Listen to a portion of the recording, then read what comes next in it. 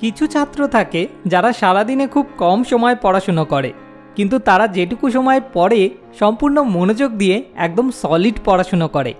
অন্যদিকে কিছু ছাত্র আছে যারা বইয়ে মুখ গুজে ঘন্টার পর ঘন্টা বসে তো থাকে, কিন্তু তাদের মন এদিক ওদিক উড়ে বেড়ায়, আর পড়তে পড়তে তারা বিছানায় একেবারে লুটিয়ে পড়ে।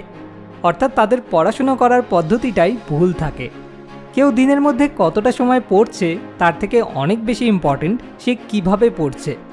তো আজকের এই ভিডিওতে আমি আপনার সঙ্গে কিছু এরকম সায়েন্টিফিক প্রুভেন টিপস শেয়ার করব, যেটা আপনি রোজ পড়তে বসে যে কমন মিস্টেকগুলো করেন সেগুলোকে আইডেন্টিফাই করতে অনেকখানি সাহায্য করবে। তো চলুন শুরু করা যাক। Smart idea number 1, take short ব্রেকস।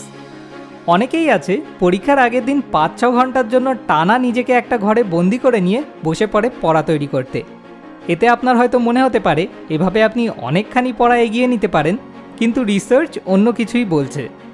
2011 সালে রিগা এবং লেরাসের করা একটা রিসার্চ থেকে এটা জানা যায় যে একটানা পড়ার বদলে কিছু সময় পরপর ব্রেক নিয়ে পড়লে সেটা আমাদের ওভারঅল প্রোডাক্টিভিটি এবং মনোযোগ করার ক্ষমতা ধরে রাখতে অনেকখানি সাহায্য করে। তাই কিছুক্ষণ পরপর ছোট ছোট ব্রেক নেওয়া অত্যন্ত গুরুত্বপূর্ণ। প্রত্যেক 1 কি 1.5 ঘন্টা একটানা পড়ার পর 15 মিনিট করে ব্রেক নিন। দিনভর আমাদের মনোযোগ করার ক্ষমতা একটা রিদম ফলো করে বাড়তে এবং কমতে থাকে, যেটাকে আল্ট্রাডিয়ান রিদম বলা হয়। আর এই আল্ট্রাডিয়ান রিদমের কারণে একটানা 90 মিনিট কোনো কিছুতে মনোযোগ করার পর আমাদের ব্রেনের 15 মিনিটের রেস্ট দরকার হয়। এবার এই 90 মিনিটটা সবার জন্য সেম না, কারোর জন্য সেটা হয়তো 50 মিনিট বা তার কমও হতে পারে। এটা আপনাকে নিজেকে পরীক্ষা করে দেখতে হবে যে আপনার জন্য এই সময়টা কতখানি। এছাড়া কতখানি সময় ব্রেক নেওয়া উচিত সেটাও পার্সন টু পার্সন ভ্যারি করে, তবে 15 মিনিটটাকে স্ট্যান্ডার্ড ব্রেক টাইম বলে ধরা হয়। তবে ব্রেক টাইম কখনোই 10 মিনিটের কম অথবা 25 মিনিটের বেশি হওয়া উচিত না। আর হ্যাঁ, ব্রেকের সময় নিজের মোবাইল অথবা ল্যাপটপ থেকে নিজেকে দূরে রাখুন, কারণ ব্রেক মানে নিজের মাইন্ডটাকে রিল্যাক্স হতে দেওয়া। এই সময় মোবাইল বা ল্যাপটপ ঘাঁটতে শুরু করলে সেটা মাইন্ডকে রিল্যাক্সের বদলে বরং আরও অ্যাক্টিভ করে তুলবে। Smart idea number 2, summarise what you read. সামনেই যদি কোনো পরীক্ষা থাকে তবে সম্ভবত আপনাকে তার জন্য অনেক কিছু মুখস্থ করে মনে ধরে রাখতে হচ্ছে। আর এই মুখস্থ করার কাজটা অভাবনীয়ভাবে সোজা হয়ে উঠবে যখন আপনি যা পড়ছেন সেটা সামারি করে মনে রাখার চেষ্টা করতে শুরু করবেন। যদি মুখস্থ করার সময় পড়াটাকে আপনি আলাদা কোনো জায়গায় লিখে সামারি মতো করে মনে রাখার টেকনিকটা এখনও না জানেন, তাহলে আজ থেকেই আপনার সেটা চেষ্টা করে দেখা উচিত। কারণ রবার্ট জে মারজানোর করার একটা রিসার্চ থেকে জানা গেছে সামারাইজ করে মনে রাখার চেষ্টা করলে অন অ্যান অ্যাভারেজ কোনো স্টুডেন্টের সেই কনসেপ্টটা বুঝে মনে রাখার ক্ষমতা প্রায় 19% বৃদ্ধি পায়।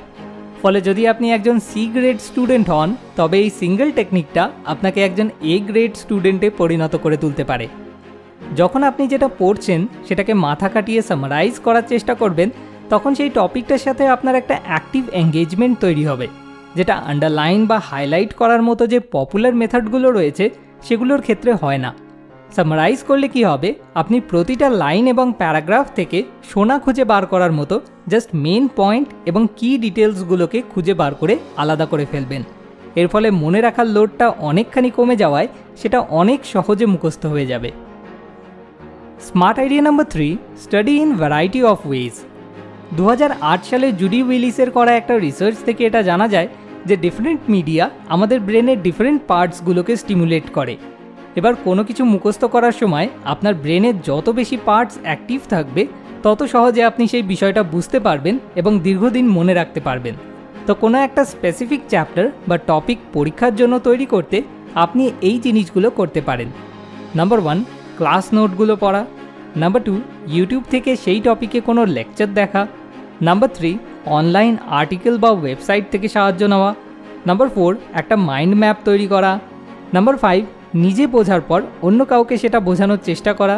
এবং নাম্বার 6, সেই টপিকটার রিলেটেড বিভিন্ন কোয়েশ্চেন বিভিন্ন সোর্স থেকে কালেক্ট করে সলভ করার চেষ্টা করা।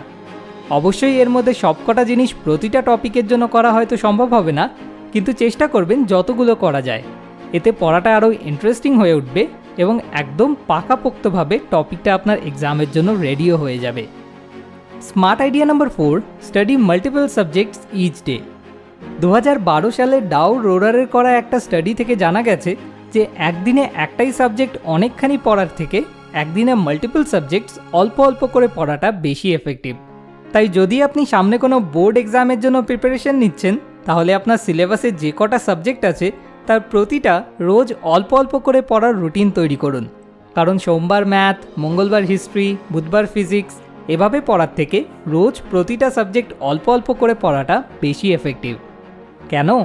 কারণ সারাদিন একটাই সাবজেক্ট পড়তে থাকলে প্রচুর পরিমাণে সিমিলার ইনফরমেশন একসাথে মুখস্থ করতে গিয়ে সেগুলো গুলিয়ে যাওয়ার সম্ভাবনা অনেক বেড়ে যায়।